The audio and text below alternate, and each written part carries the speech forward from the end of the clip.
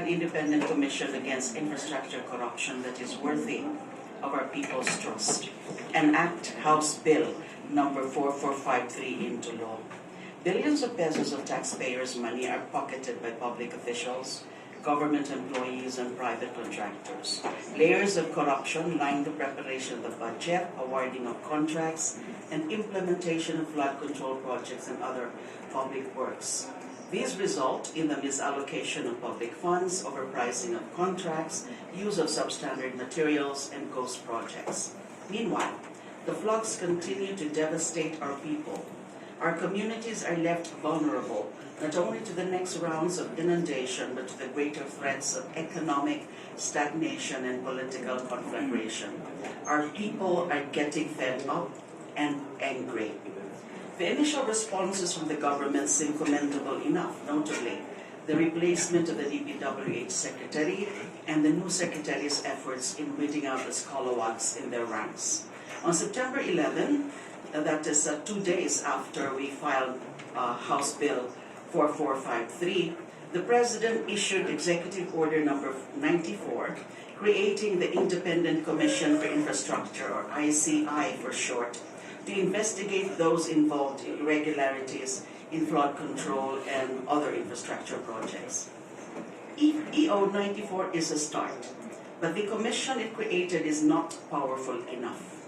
What is needed is a law that will grant necessary powers to an investigative commission. Our people demand an independent commission with sufficient tools to effectively and efficiently investigate cases, pursue administrative actions, recommend prosecution of criminal suits, and initiate much-needed reforms in relevant laws and policies. We are highlighting here the fact that EO 94 has very obvious limits. As an executive creation, ICI can only be granted with limited subpoena power. It has no contempt powers. It can only compel cooperation from officials and employees of the executive branch. Requests and representation are required to secure information and documents from Congress and the courts. Cooperation of the private sector is only encouraged. ICI is ad hoc, as its term depends on the discretion of the President. The wide presidential discretion that underpins this is obvious, where, without congressional oversight, the chief executive may just unilaterally declare the accomplishment of ICI's goals, or there is a change in the presidency or a shift in the president's views on the matter. The ICI's work is essentially fact-finding. Its composition is limited and not broad-based, hence not sufficiently representative of the stakeholder community. We are pushing, our group is pushing for the passage of House Bill number 4453, filed last September 9, to complement EO 94 for a stronger and more independent commission. House Bill 4453 has strengths which amplify an investigative commission's independence, credibility, and merits.